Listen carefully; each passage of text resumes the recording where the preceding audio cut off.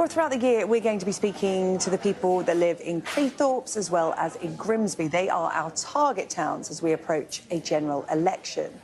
Tonight, I'm joined by Rochelle Civita, Company Director of Freedom Speaks, a business that focuses on advocacy support and representation for parents with children who have special education needs. I'm also joined by the writer Sarah Stuck and Harp Chatha, Director of a property rental agency in the area. Hello, welcome to you all. Right, pop quiz on the budget, go. No, I wouldn't do that to you. I wouldn't do that to you. Ladies first.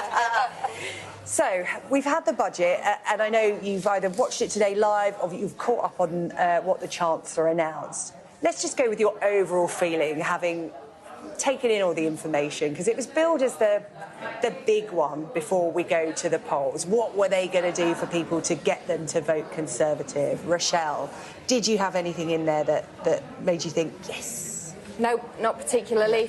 Found it a disappointing budget, given that we've got a general election coming up. Particularly concerned about a couple of things that I've seen in there more than I'm happy about what there is. VAT for small business promoted as being a benefit to us, but completely missold in my opinion.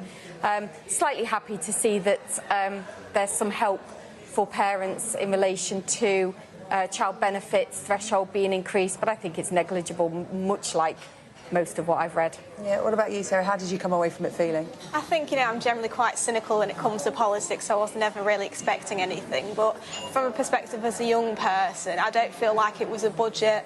Well, I don't feel like it was a budget for any age. I don't think it was a budget for my generation or younger, or particularly for older people. My parents' age, people older than that. Not saying my parents are old. I just want to make that clear. I'll be watching, Sarah, you'll be in trouble. Yes. So I'm not particularly impressed. I did think it was going to be a bit more of a giveaway, a bit more of a, you tell your child if you get good grades, you'll get them a laptop kind of thing. So I thought it was particularly restrained from that point, but nothing particularly I think would help me personally, or perhaps any voters who are subject to changing their minds. Yeah, Harp, we've been hearing that people wanted big ideas, something bold in this general election year. What they got was sensible and conservative, which, it sounds like doesn't help anyone. Well, even Dick Turpin wore a mask, and it definitely is the case. I mean, as taxpayers, we're still being lied to, and they're stealing off us. And, I mean, they've offered this a token gesture with the national insurance, and they've said they're going to abolish that. So if they go down that route, and that's just to get the voters on the side for the Tory party, if that will sustain their, claim as the leaders of the country, I don't think it will. But if they go down that route with the national insurance, then the Treasury will only suffer, and then where will they find further funds to fill the coffers? And then they brought the VAT in. We're going to increase to 90,000 as a threshold.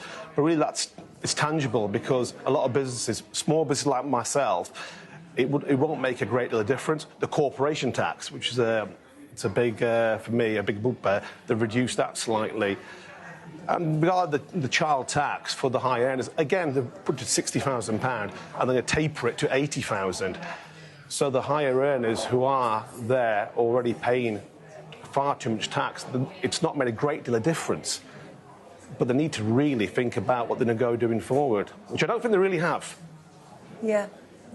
Let's go back to the small business idea, and you mentioned some of it there. And Rochelle, I know from talking to you last night on the programme that, you're really passionate about getting businesses help, and there are a lot of small businesses in this area. Was there anything in that budget to help small businesses? Because it feels like it's all for medium-sized and bigger businesses, especially when it comes to investment, to help any kind of small business here in the Grimsby and Cleethorpes area. There wasn't really that much. To expect nothing less now for small businesses. Medium and big corporations, as far as I'm concerned, they can sail away, but us small businesses, you need to read what the Chancellor's got to say alongside what's written, but he's missold the VAT matter as far as I'm concerned. He's suggested that it will be increased to 90,000, but those that are already registered for VAT are already in the pot. And so that makes no difference to a lot of small businesses.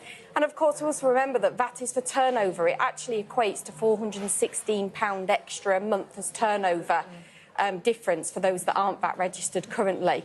It just doesn't seem to make any particular sense as to why why they're doing it. And should we be grateful? I don't feel very grateful for that, I'm afraid. Sarah, the Chancellor did mention in the statement about, young people getting on the property ladder.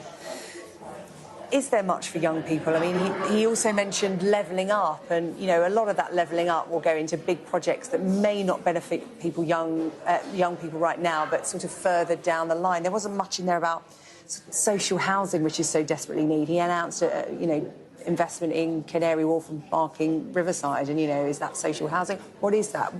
Where do you feel you are on the housing side of things? The problem is, in the 1990s. House prices versus your income was 4% higher. Now it's 8.8%, so it's doubled over the last 30 years. When you've got that much inequality, when you have older people telling us, oh, you should stop buying avocados or stop buying Amazon and Netflix, when your income doesn't stretch as far, when houses are far more expensive, when you've got MPs who live in constituencies where house prices are double the national average, saying, oh, we can't have 20 houses on that tiny green space that dog walkers only use because they're catering to their older voters. Yes, older people vote more, but when those older people die out and my generation is starting to vote, we're not going to vote Conservative, we're not going to vote Labour.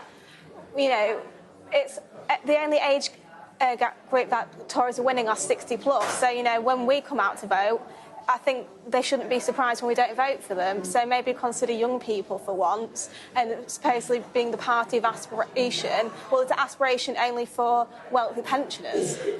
Harp, just a final thought from you. We did hear from the Chancellor that this might not be the last fiscal move from the government before a general election. What would be the big thing for you to get you on their side? It's immigration. Okay. You may say it's not part of the budget, but I'm afraid it has a ripple effect from policing down to my sector, housing, and the NHS.